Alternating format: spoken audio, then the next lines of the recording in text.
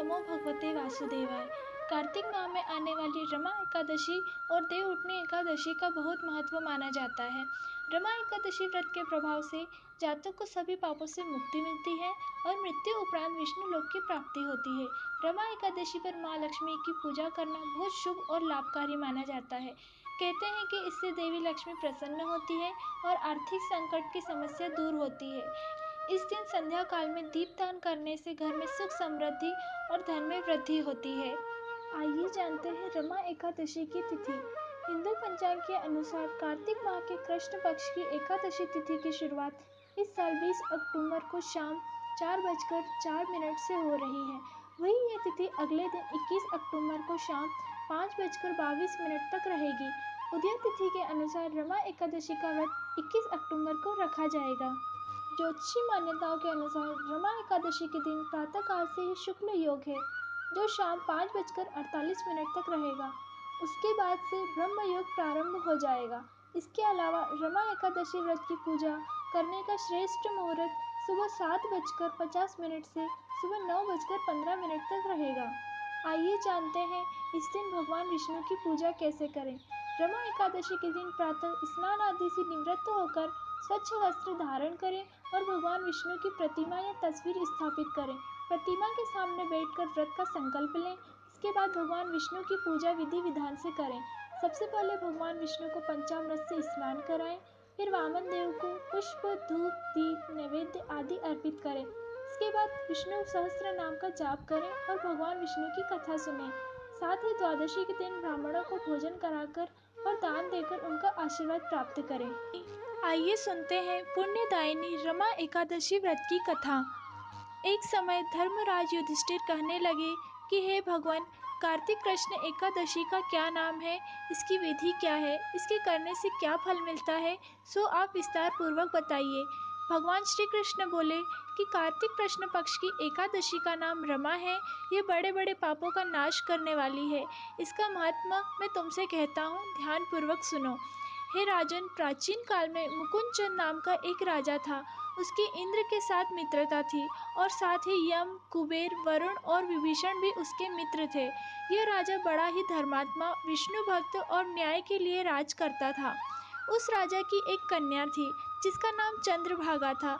उस कन्या का विवाह चंद्रसेन के पुत्र शोभन के साथ हुआ था। एक समय वह शोभन ससुराल आया। उन्हीं दिनों जल्दी ही पुण्यदायिनी एकादशी भी आने वाली थी। जब व्रत का दिन समीप आ गया तो चंद्रभागा के मन में अत्यंत सोच उत्पन्न हुआ कि मेरे पति अत्यंत दुर्बल है और मेरे पिता की आज्ञा अति कठोर है। दशमी को राजा ने ढोल बजवाकर सारे राज्य में यह घोषणा करवा दी कि एकादशी को भोजन नहीं करना चाहिए। ढोल की घोषणा सुनते ही शोभन को अत्यंत चिंता हुई और अपनी पत्नी से कहा कि हे प्रिय, अब क्या करना चाहिए? मैं किसी भी प्रकार भूख सहन नहीं कर सकूंगा। ऐसा उपाय बतलाओ कि जिससे मेरे प्राण बच सकें, अन्यथा मेरे प्राण अवश्य चले जाएंगे।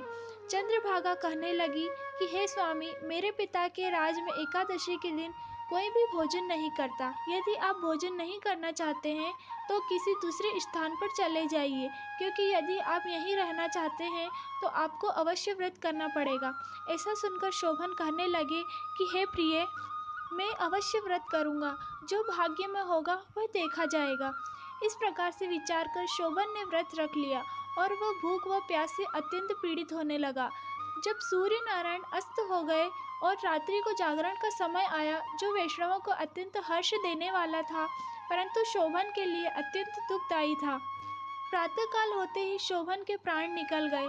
तब राजा ने सुगंधित काष्ठ से उसका दाह संस्कार करवाया, परंतु चंद्रभागा ने अपने पिता की आज्ञा से अपने शरीर को दग्ध नहीं होने दिया और शोभन की अंत्येष्टि क्रिया के बाद अपने पिता के घर ही रहने लगी। रमा एकादशी के प्रभाव से शोभन को मद्रांचल पर्वत पर धन धान्य से युक्त तथा शत्रुओं से रहित एक सुंदर देवपुर प्राप्त हुआ। वह अत्यंत सुंदर रत्न और वैदूर्य मणि जनित स्वर्ण के खंभों पर निर्मित अनेक प्रकार की स्फटिक मणियों से सुशोभित बहुमूल्य वस्त्राभूषणों तथा छत्र व चंवर से विभूषित गंधर्व और अप्सराओं से युक्त सिंहासन पर आरूढ़ ऐसा शोभायमान था मानो दूसरा इंद्र विराजमान हो। एक समय मुकुंदचंद नगर में रहने वाले एक सोम शर्मा नामक ब्राह्मण तीर्थ यात्रा करता हुआ घूमता घूमता उधर जा निकला और उसने शोभन को पहचान कर कि यह तो राजा का जवाई शोभन है, उसके निकट गया। शोभन भी उसे पहचान कर अपने आसन से उठकर उसके पास आया और प्रमाणादि करके कुशल प्रश्न किया। ब्राह्मण ने कहा कि राजा मुकुंदचंद और आपकी पत्नी कुशल से हैं, नगर में भी सभी प्रकार से कुशल से हैं, परंतु हे राजन, हमें आश्चर्य हो रहा है। आप अपना वृत्तांत कहिए कि ऐसा सुंदर नगर जो न कभी देखा न सुना आपको कैसे प्राप्त हुआ। तब शोभन बोला कि कार्तिक कृष्ण की रमा एकादशी का व्रत करने से मुझे यह नगर प्राप्त हुआ, परंतु यह अस्थिर है। यह स्थिर हो जाए ऐसा उपाय कीजिए। ब्राह्मण कहने लगे कि हे राजन, यह स्थिर क्यों नहीं है? कैसे स्थिर हो सकता है, आप बताइए, फिर मैं अवश्य ही यह उपाय करूँगा। मेरी इस बात को आप मिथ्या न समझिए। शोभन ने कहा कि मैंने इस व्रत को श्रद्धा रहित होकर किया है, अतः यह सब कुछ अस्थिर है। यदि आप मुकुंदचंद की कन्या चंद्रभागा को यह सब वृत्तांत कहें तो यह सब स्थिर हो सकता है। ऐसा सुनकर उस श्रेष्ठ ब्राह्मण ने अपने नगर लौटकर चंद्रभागा से सब वृत्तांत का सुनाया। ब्राह्मण के वचन सुनकर चंद्रभागा बड़ी प्रसन्नता से ब्राह्मण से कहने लगी कि हे ब्राह्मण, ये सब बातें आपने प्रत्यक्ष देखी हैं या स्वप्न की बातें कर रहे हैं? ब्राह्मण कहने लगे कि हे पुत्री, मैंने महावन में तुम्हारे पति को प्रत्यक्ष देखा है, साथ ही किसी से विजय न हो ऐसा देवताओं के नगर के समान उनका नगर भी देखा है। उन्होंने यह भी कहा कि यह स्थिर नहीं है, जिस प्रकार वह स्थिर रह सके सो उपाय करना चाहिए। चंद्रभागा कहने लगी कि हे विप्र, तुम मुझे वहाँ ले चलो, मुझे पति देव के दर्शन की तीव्र लालसा है। मैं अपने किए हुए पुण्य से उस नगर को स्थिर बना दूंगी। आप ऐसा कार्य कीजिए जिससे उनका और हमारा संयोग हो, क्योंकि वियोगी को मिला देना महान पुण्य है।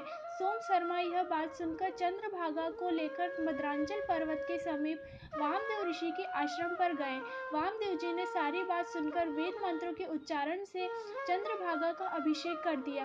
तब ऋषि के मंत्र और प्रभाव और एकादशी के व्रत से चंद्रभागा का शरीर दिव्य हो गया और वह दिव्य गति को प्राप्त हुई। इसके बाद बड़ी प्रसन्नता के साथ अपने पति के निकट गई।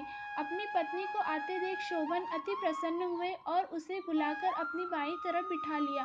चंद्रभागा कहने लगी कि हे प्राणनाथ, आप मेरे पुण्य को ग्रहण कीजिए। अपने पिता के घर जब मैं 8 वर्ष की थी, तब से विधि पूर्वक एकादशी के व्रत को श्रद्धा पूर्वक करती आ रही हूँ। इस पुण्य के प्रताप से आपका यह नगर स्थिर हो जाएगा तथा समस्त कर्मों से युक्त होकर प्रलय के अंत तक रहेगा। इस प्रकार चंद्रभागा ने दिव्य आभूषणों और वस्त्रों से सुसज्जित होकर अपने पति के साथ आनंद पूर्वक रहने लगी। हे राजन, यह मैंने रमा एकादशी का महत्व कहा है। जो मनुष्य इस व्रत को करते हैं उन्हें ब्रह्म हत्या जैसे समस्त पापों से मुक्ति मिलती है।